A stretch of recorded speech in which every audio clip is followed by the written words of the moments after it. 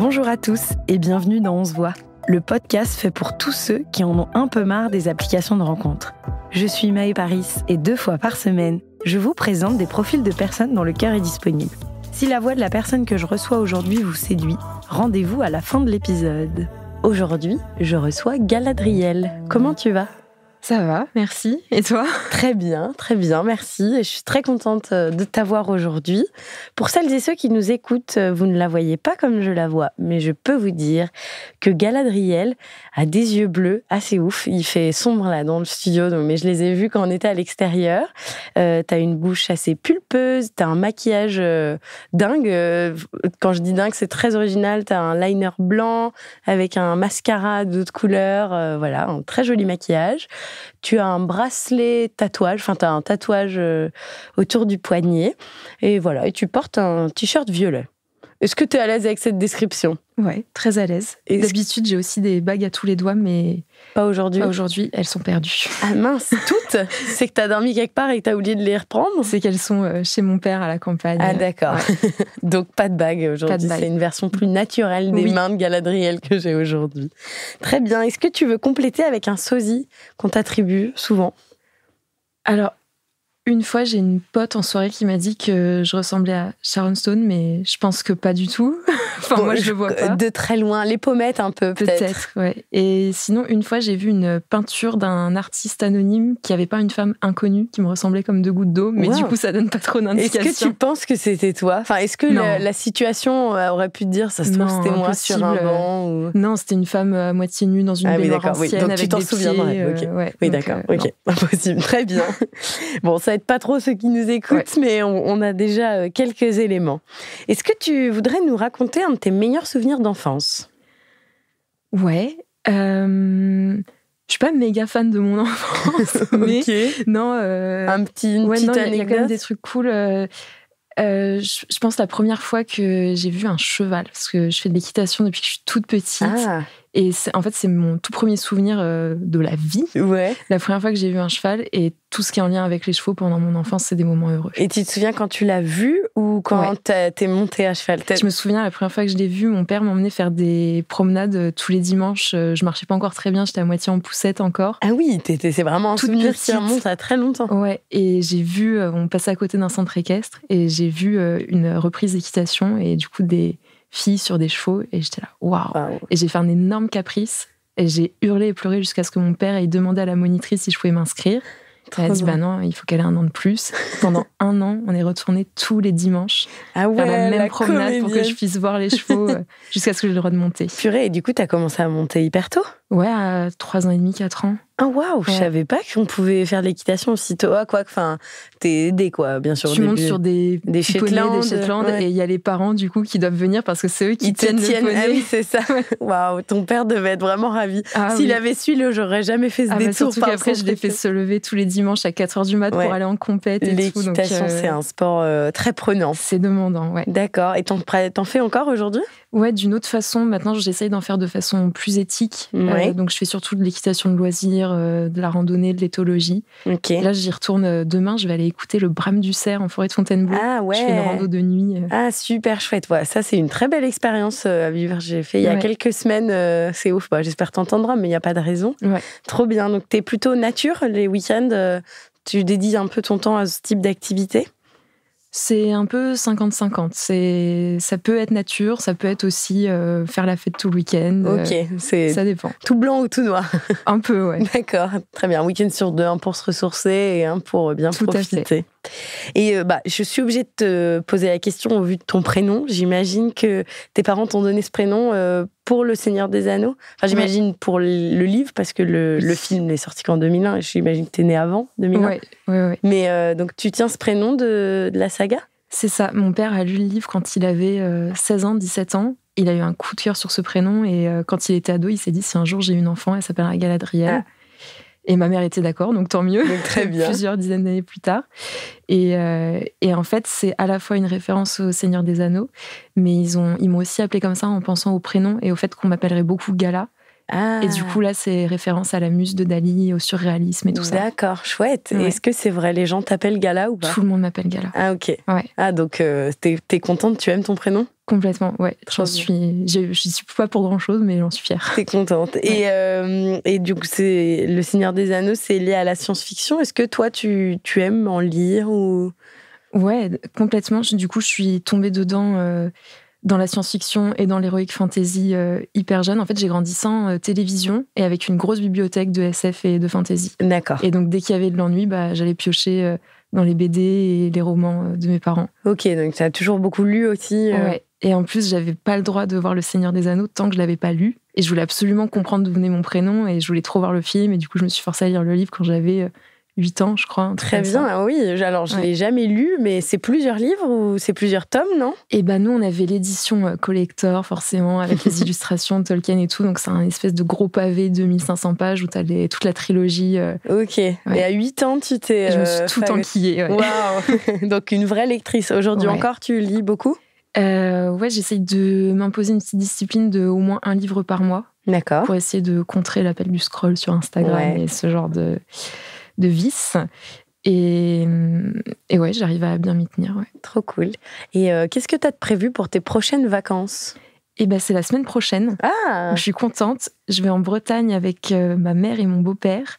Et ma mère va m'apprendre à faire du paddle dans la mer. Génial. Ouais. Et on va dans un spot où il y a des colonies de phoques qui vivent. Et du coup, tu peux faire du paddle et t'as les phoques qui viennent jouer autour et tout. Ça a l'air trop bien. Oui, j'avais super hâte. Mais t'auras une combinaison, j'imagine. Ouais. Mais d'accord, je savais pas trop qu'on pouvait faire ça aussi quand il faisait froid. Non plus.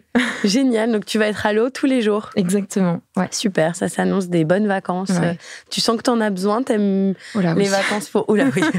La meuf en peut plus. Ah ouais, septembre m'a roulé dessus. Ouais.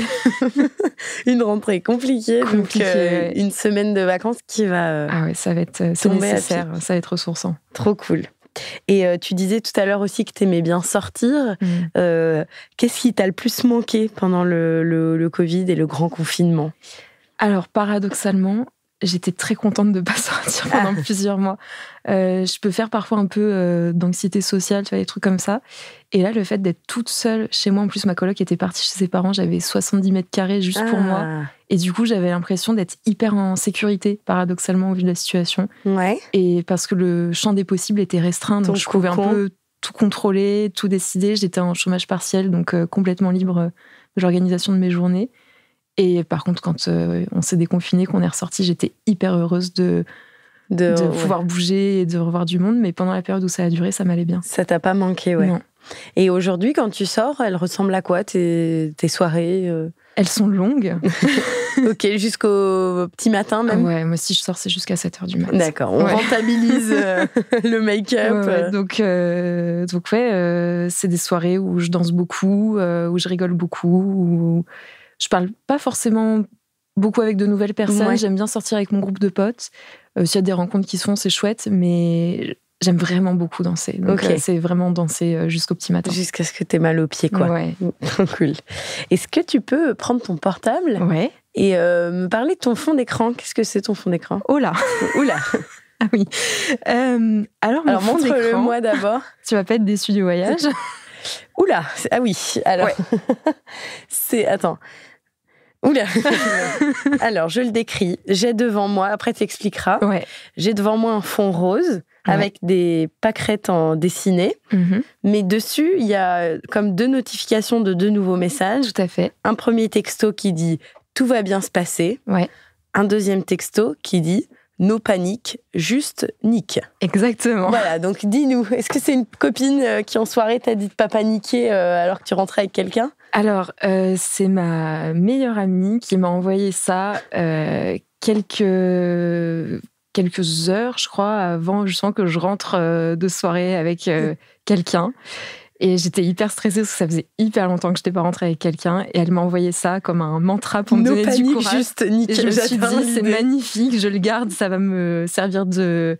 Voilà, quand j'ai un moment de doute, j'ai mon fond d'écran dans la poche. Et... Ouais. Très bien, très drôle.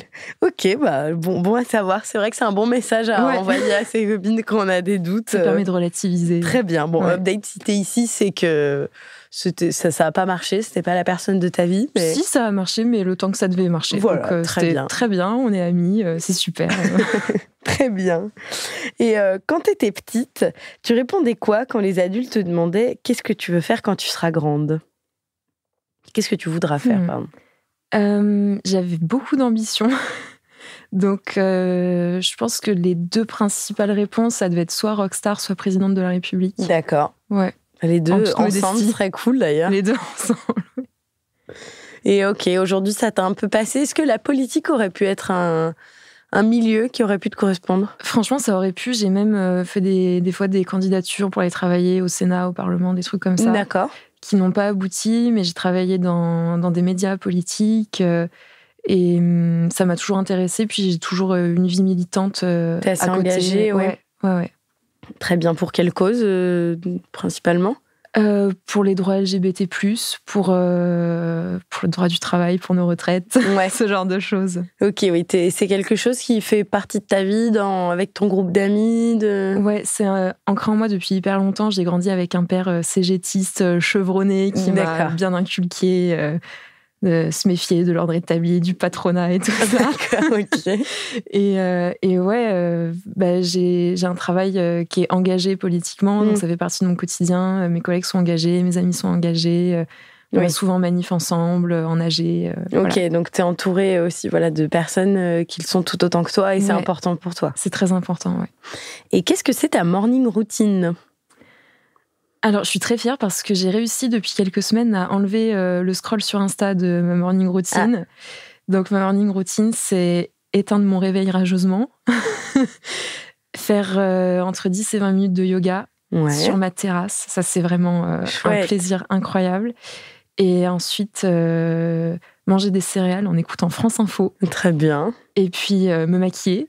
Oui, ça prend un peu de temps. J'imagine, tu te chauffes à faire des si jolis make-up tous les jours ? Pas tous les jours parce que je m'aime autant maquiller que pas maquiller, mais j'y prends beaucoup de plaisir, donc quand j'ai le temps de le faire, je le fais. Oui. Putain, mais j'imagine tes collègues, si un jour tu viens sans aux yeux, ils doivent se dire parce que pour dire, c'est pas que c'est chargé, mais c'est hyper coloré, c'est très artistique, quoi. Enfin, j'aime beaucoup. Mais je peux me pointer au travail en polaire et jogging et pas maquillée, ou alors comme ça, c'est vraiment... Qu'est-ce que t'aimes dans le make-up ? Qu'est-ce que t'aimes diffuser avec toutes ces couleurs sur tes yeux ? J'aime bien me maquiller parce que j'ai l'impression que ça me... Pas que ça me rend belle, mais que ça me rend plus forte. Ok. Ça me permet un peu de faire... d'extérioriser le charisme que j'aimerais avoir, tu vois. C'est un peu... C'est ce truc qu'on dit en anglais, fake it until you make it. Oui, je comprends. Et ça me donne un peu cette sensation-là d'avoir plus d'assurance. Cette confiance en toi et tout. Trop cool.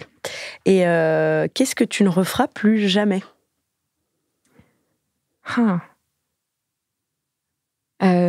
Tu me prends au dépourvu, qu'est-ce que je referai plus jamais ?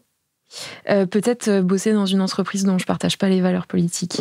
Ouais, je l'ai fait une fois et ça m'a mis dans un truc de dissonance cognitive assez compliqué. Je pense que c'est aussi pour ça que j'ai aimé le confinement, parce que ça m'a permis d'échapper à ce taf qui devenait super compliqué pour moi. D'accord. Donc, oui, pour toi, c'est important aussi d'être très fidèle à tes valeurs et de pas d'être aligné. Ouais. Très bien. Et c'est qui la dernière personne qui t'a vu pleurer ? Quand est-ce que j'ai pleuré la dernière fois ? Ça devait certainement être mon voisin ou ma voisine de cinéma, parce que je pleure beaucoup au cinéma. Et tu vas toute seule ? Et j'y vais toute seule, c'est un gros plaisir pour moi, le cinéma solo. Ok. J'aime beaucoup. D'ailleurs, je fais plein de trucs solo, ciné, resto. Et je laisse vraiment sortir mes émotions au cinéma. Et tu pleures. Tes voisins un peu malaises qui doivent te tendre un mouchoir de temps en temps pour t'aider. S'ils le font, je pense que je le remarque pas. Je suis dans ma bulle. Je suis vraiment dans le film. C'est quoi un des derniers films que t'as vu et que t'as vraiment adoré ? Furiosa. Ok, aucune hésitation. C'était exceptionnel. J'ai mis 9 sur 10 sur Sens Critique. J'étais en folie. T'es sortie vraiment à fond. Très bien.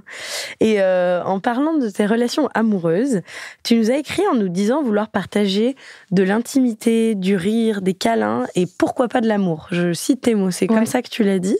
C'est quoi pour toi le sentiment amoureux ? Est-ce que tu l'as déjà ressenti ? Je l'ai ressenti rarement, 3 fois. Et c'est difficile à définir. C'est peut-être un sentiment de fusion, d'intimité très forte et très évidente, de confort, d'être à l'aise. Et peut-être aussi quelque chose comme si j'étais tirée vers le haut par la personne. Par la personne. Ouais.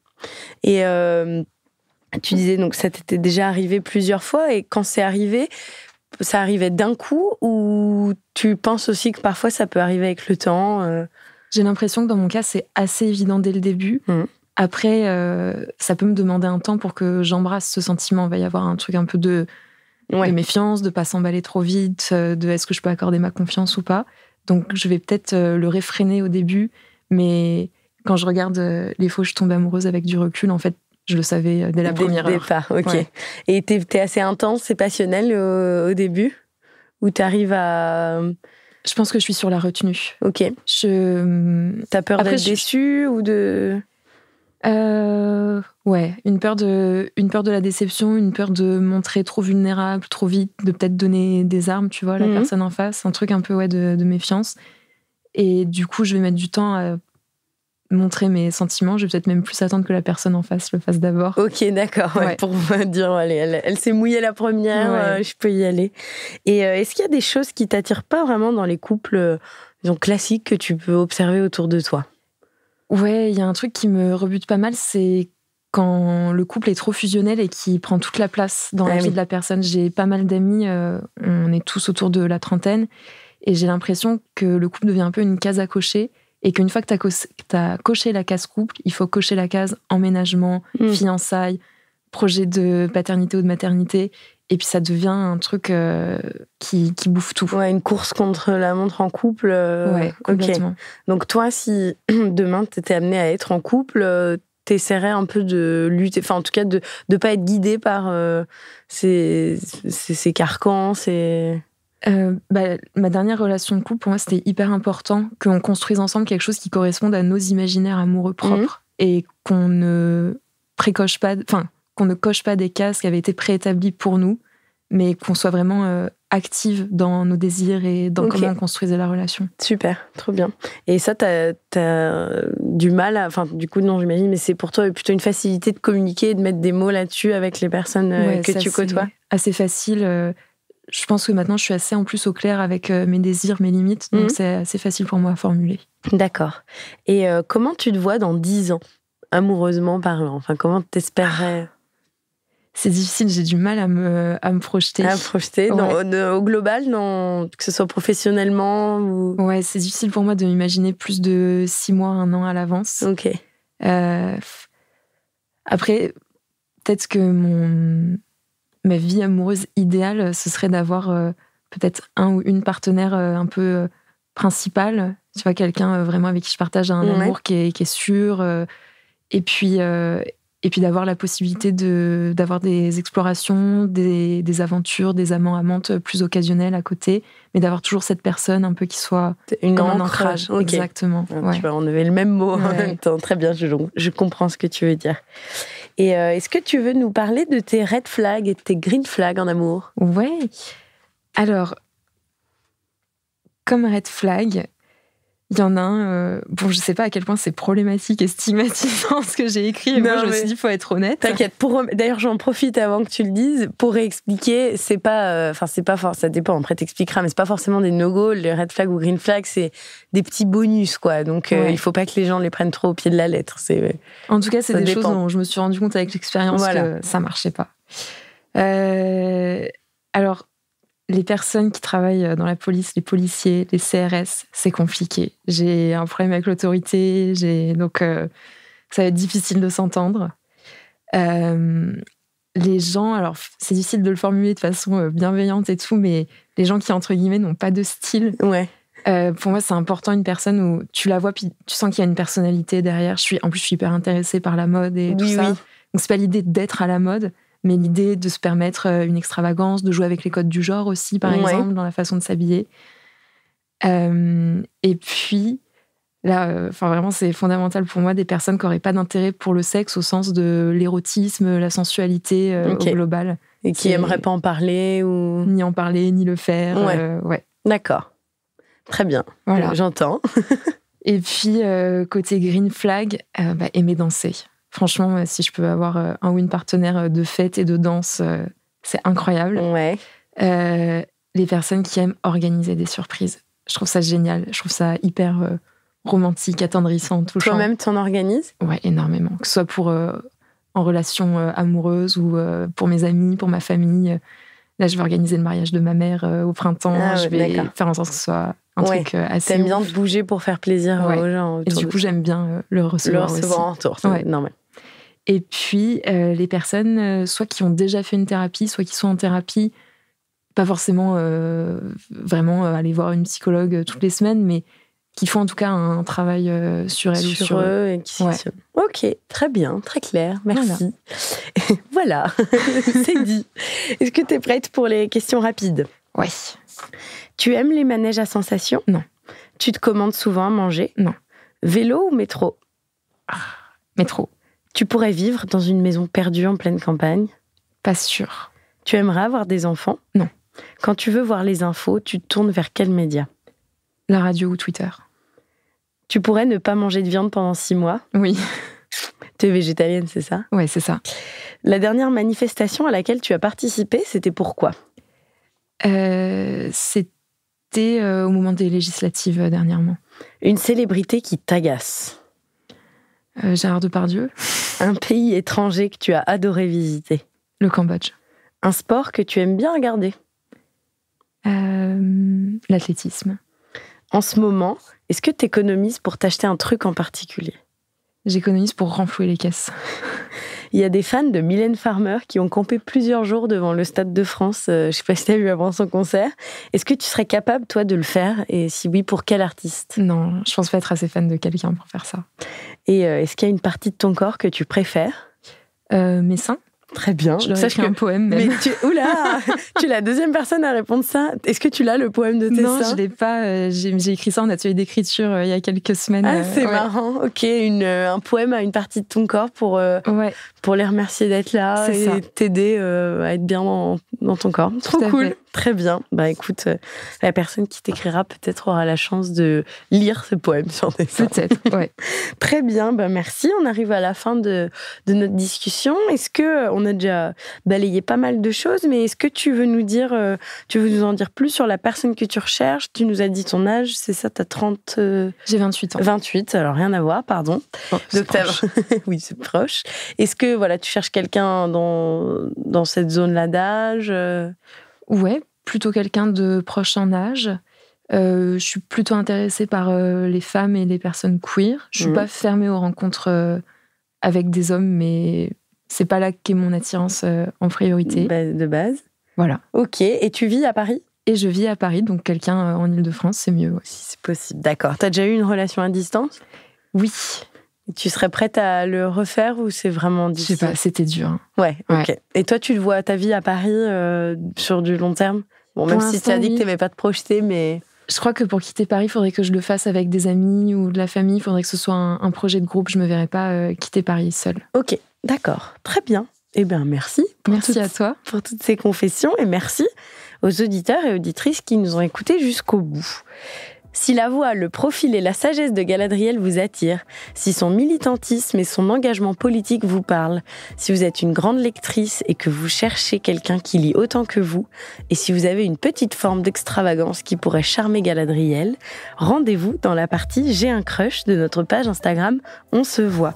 Vous pourrez écrire directement à Galadriel et elle choisira ou non de vous répondre. Merci. Merci. Et à bientôt dans On se voit. On se voit est un podcast original imaginé par Maë Paris et Jérôme Lavilla. Merci aux équipes Engel de nous produire et de nous accompagner dans cette aventure.